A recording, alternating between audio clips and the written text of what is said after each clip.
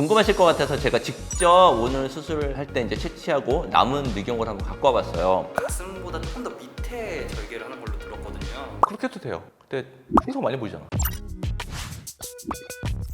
안녕하세요. 성형외과 전문의 이세환입니다. 오늘은 코 성형할 때 쓰는 재료 중에서 늑연골로 하는 코 성형에 대해서 한번 얘기를 해보려고 하는데요. 두 가지가 있어요. 기증 늑연골이 있고 자가 늑연골이 있고, 기증 늑연골은 말 그대로 다른 사람이 기증을 해서, 근데 기증한다고 바로 쓸 수 있는 건 아니고 이물 반응이나 면역 반응이 있을 수 있기 때문에 그런 반응이 생기지 않도록 화학 처리를 하고 엑스선 처리를 한 게 기증 늑연골이고요. 자가 늑연골은 말 그대로 수술 중에 자기 늑연골을 채취를 해서 사용을 하는 거예요. 본인 거를 쓰느냐 아니면 다른 사람 거를 쓰느냐의 차이만 있는 거죠.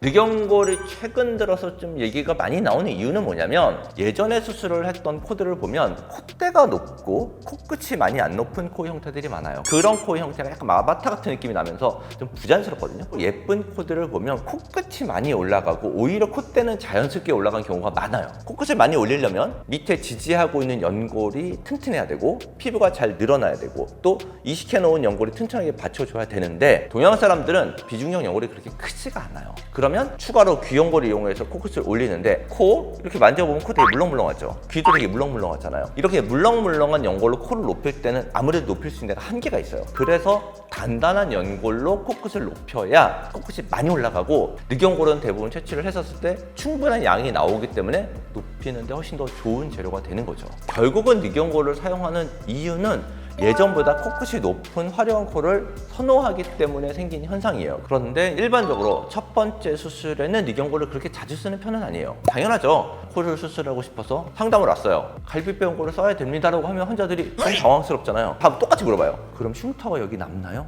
남죠. 흉터가 잘 보이진 않더라도 흉터가 남는 건 사실이거든요. 첫 번째 수술 때는 보통 코 안쪽에 있는 연골이나 귀연골을 사용을 하죠. 그런데 첫 번째 수술이라고 하더라도 본인이 원하는 코가 굉장히 화려하고 높은 코인데 본인이 가지고 있는 연골 양이 굉장히 부족해요. 그런 경우는 늑연골을 쓸 수밖에 없거든요. 여기서 자기 늑연골까지는 채취를 하고 싶진 않은데 좀 코를 많이 높이고 싶다.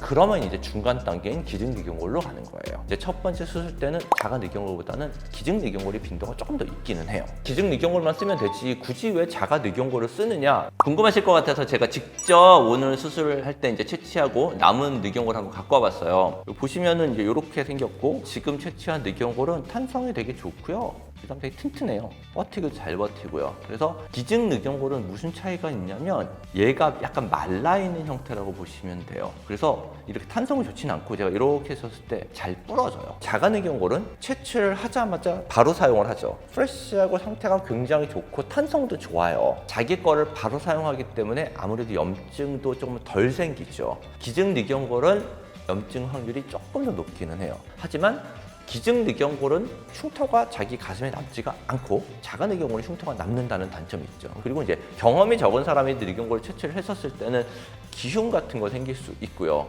이런 문제들이 생길 수가 있다는 거 외에는 자가 늑연골을 쓰는 게 경과는 훨씬 더 좋아요. 기증 늑연골은 그거에 어쨌든 대안이에요. 흉터가 생기기 때문에 그게 걱정이 되시는 분들은 기증 늑연골로 대체를 해서 수술할 수 있다는 거죠. 그럼 흉터가 어느 정도 크기가 되고 흉터가 남나요? 이걸 물어보거든요. 사실 남자분들보다는 여자분들이 흉터 훨씬 더 민감하죠. 여자분들 가슴이 있는데 밑선이 있어요. 밑선이 있는데 주변으로 흉터 라인이 한 3cm 정도 들어가고, 가슴보다 조금 더 밑에 절개를 하는 걸로 들었거든요. 그렇게 해도 돼요. 근데 흉터 많이 보이잖아.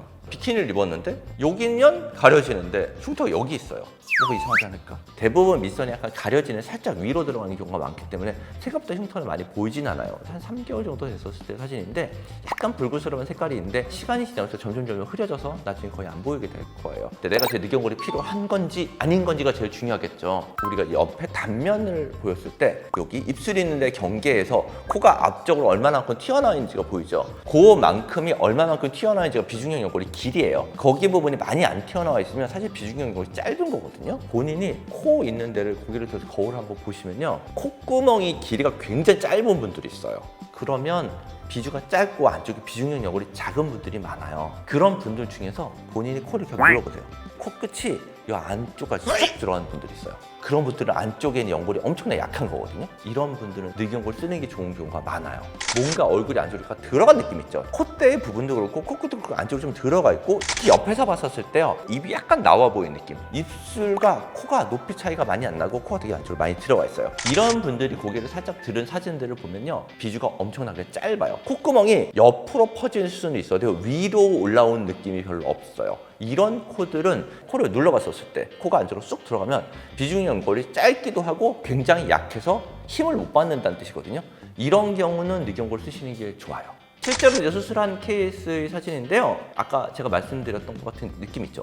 입술 있는 데가 뭔가 나와 보이고 코의 시작점이 안쪽으로 들어가 있어서 중안면부 약간 안쪽으로 들어가 있는 느낌. 이 경우에는 이제 늑연골을 써서 코끝을 최대한 빼주면 코가 앞쪽으로 많이 나온 구조가 돼요. 요즘 선호하는 코 형태예요. 보통 직반이라고 하죠. 직선에 가까운 느낌에서 코끝이 갸름하게 많이 올라와 있고요. 콧대가 과하게 높지 않은. 결국은 콧대에 비해서 코끝이 많이 올라갈 코는 예쁘거든요. 그런 코를 만들기 위해서 늑연골을 사용을 하는 거예요.